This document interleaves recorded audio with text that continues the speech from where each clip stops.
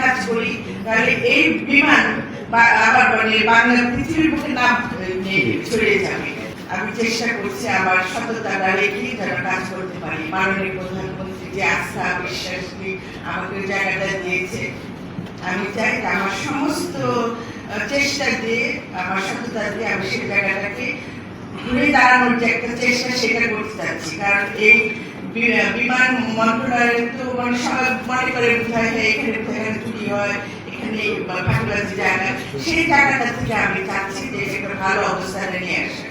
আমি যখন মিনিস্ট্রিতে ঢুকলাম প্রত্যেকটা সেক্টরে যখন যাচ্ছি আমি দেখছি যে সেখানে কিন্তু বিশাল সম্ভাবনা আছে এবং এটা কোনো লসের প্রজেক্ট না, কোনোরকম লসের প্রজেক্ট না। শুধুমাত্র আমরা যদি আমাদের সততাটা নিয়ে কাজ করি, ডিগনিটিটা নিয়ে কাজ করি, তাহলে এই বিমান আবার বাংলা পৃথিবীর বুকে নাম ছড়িয়ে যাবে।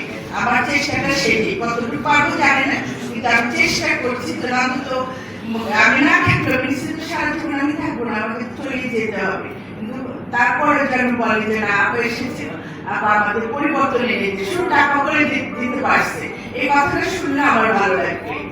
আপনারা সেই দোয়াটা আমার জন্য করবেন, আর আমি আপনাদের সহযোগিতা চাই, আন্তরিকতা চাই, কারণ ভালো কাজ করতে গেলে একা করা যায় না। আর এখন যেহেতু মানিকগঞ্জের মন্ত্রী হয়েছে সেই হিসাবে কিন্তু আমার দায়িত্বটা আরো বেশি, মানুষের কাছে জবাব দিতে না কিন্তু অনেক বেশি।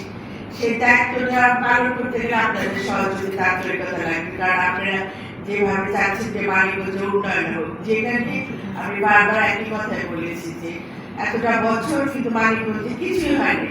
আমি না করে গেলাম সেখানে কি সুন্দর সবকিছু গুছানো সুন্দর জায়গা, কিন্তু আমার ঢাকার কাছে মানিকগঞ্জ সেখানে আমরা কিছু করতে পারি। এটা তো আমাদের দায়, আপনারা যারা আছেন সমাজে যারা আছেন, এই কলেজে আপনারা করেছেন, দেবেন্দ্র কলেজে পড়াশোনা করে আজকে আপনারা সমাজে ভালো অবস্থানে আছেন।